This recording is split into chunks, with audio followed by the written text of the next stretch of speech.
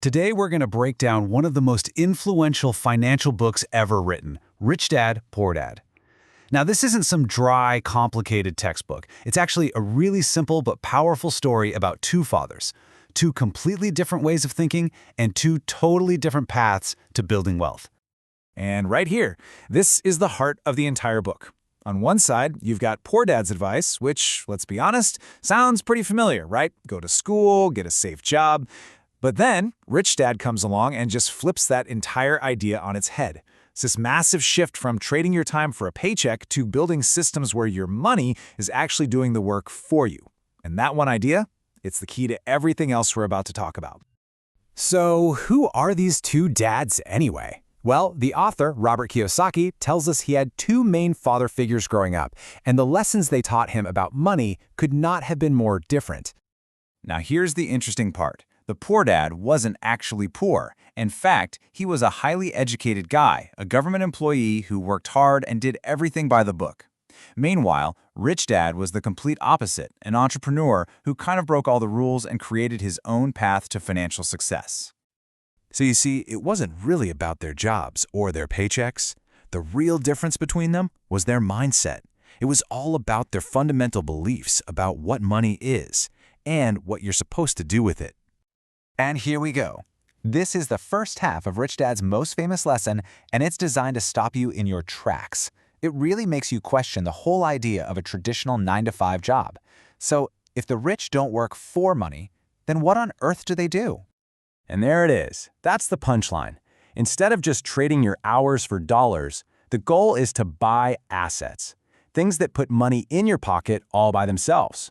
It's like your money becomes your hardest working employee, one that's out there making more money for you 24/7. Okay, so how does this whole mindset thing actually play out in the real world? Well, it pretty much changes every single financial decision you make, from the career you choose to the way you spend your cash. Poor Dad was driven by fear, specifically the fear of losing his job. So for him, everything was about finding security. But Rich Dad, he was driven by the fear of missing an opportunity. He wasn't looking for a safe paycheck. He was always hunting for investments that had real potential to grow. This way of thinking even changed how they spent money. Poor Dad spent his money to feel good, buying things for comfort or status. But Rich Dad saw every single dollar as a tool. He called them his soldiers that he could send out into the world to capture more assets, building an army that would fight for his financial freedom. And all of this leads to a huge idea in the book, which is that we need to completely redefine what it means to be wealthy.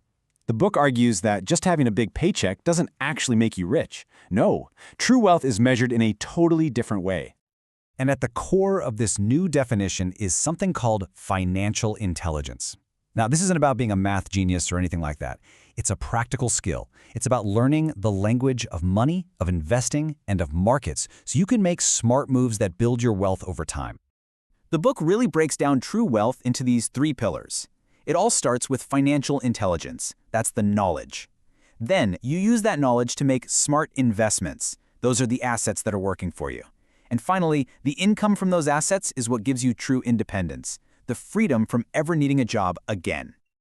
So what can you actually do with all this information? Well, the book's final message isn't just to sit back and admire Rich Dad's philosophy. It's about actually adopting it for yourself. It treats financial success as a conscious choice, something that's available to anyone who's willing to just shift their thinking. And the book boils this whole mindset shift down to 3 basic steps. First, you have to get over that fear of losing money. It's the fear that keeps most people stuck. Second, you have to reframe failure. It's not the end, it's just a really important lesson. And finally, you have to truly see money for what it is, a tool that you control, not a master that controls you. Because really, in the end, this is the ultimate prize. The goal isn't just to have a bigger number in your bank account. It's about freedom. The freedom to choose how you spend your time, to work on things you care about, and to design your own life. And according to Rich Dad, Poor Dad, that is the real definition of being rich. So we'll leave you at the one big question that this entire book is designed to make you ask yourself. When it comes to your own financial life, who's in charge? Is your money your master, calling all the shots? Or is it your tool, helping you build the life you actually want?